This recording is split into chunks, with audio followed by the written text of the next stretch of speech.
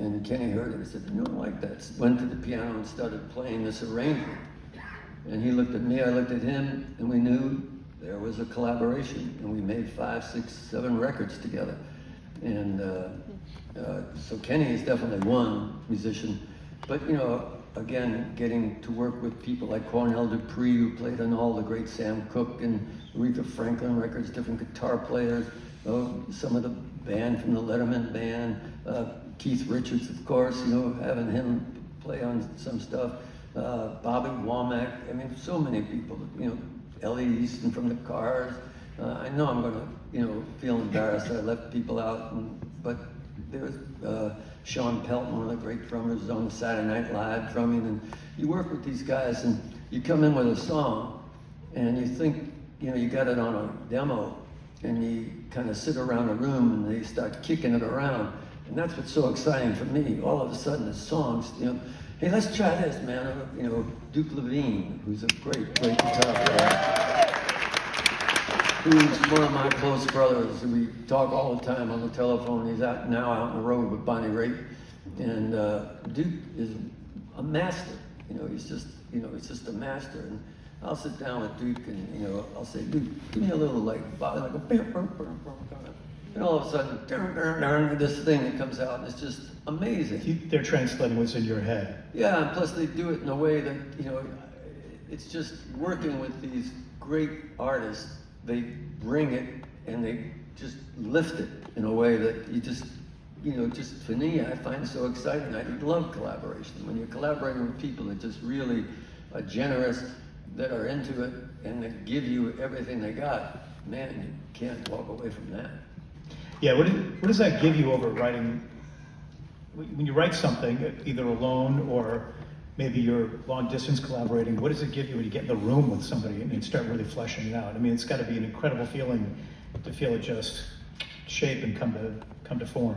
Well, like working with Will Jennings, Will would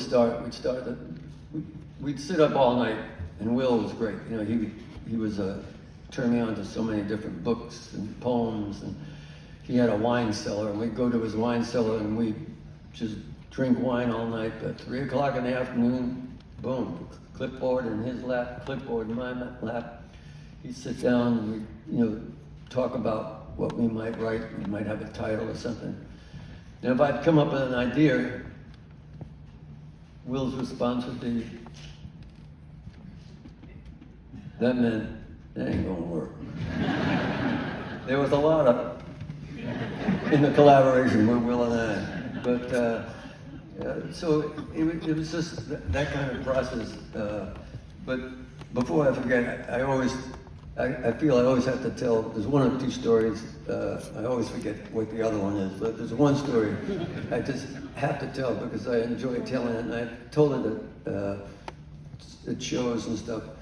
But there's a chapter on one of my favorite musicians, John Lee Hooker. And John Lee and I became very close friends, as he did with Van Morrison. John Lee was one of those people that once you got to know him was to love him. And he was somebody that, you know, he was the quintessential bluesman because he traveled alone most of the time. Just him and his guitar. And first date we ever did with the Hallucinations was opening up for John Lee Hooker. And in the book I describe how that happened. And at one of the dates I, you know, admired him so much, I asked him if I could come and spend an afternoon with him at his hotel. And John Lee said, "Yeah, come by Lennox Hotel, 4 o'clock. Room 302. Well, 4 o'clock, room 302, I was right outside that door, and I knocked on the door, and I heard, "Come on in." Door open, so I opened the door, and there's this hotel room, it's all dark. There's 2 beds. And lying on the first bed is John Lee Hooker. He has his Argyle socks on, you know, t-shirt, you know, one of those white beater. What do you call those t-shirts? White beater. I know, but there's got to be another name. I mean, that's not PC anymore. It's 2025, sir.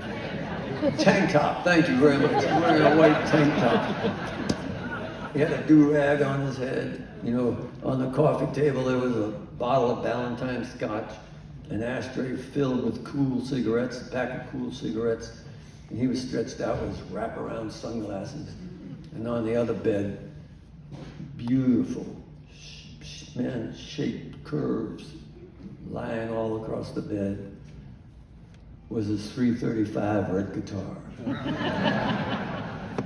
And John Lee said, pull up a chair. Pulled up the chair, the room was all dark, and the TV was on. And John Lee's lying back, lying on the bed, watching TV. He's got his wraparound sunglasses. And this is the man that sang, I'm mad, I'm bad, I'm gonna cut you. I'm like Jesse James, I'm gonna beat you. You be messing with my baby, I'm gonna kill you.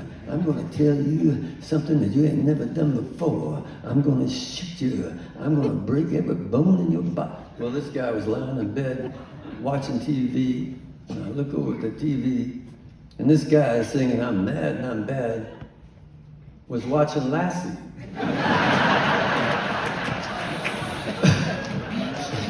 No, I don't do it in the book, but John Lee, never on stage, but he had a terrible stutter.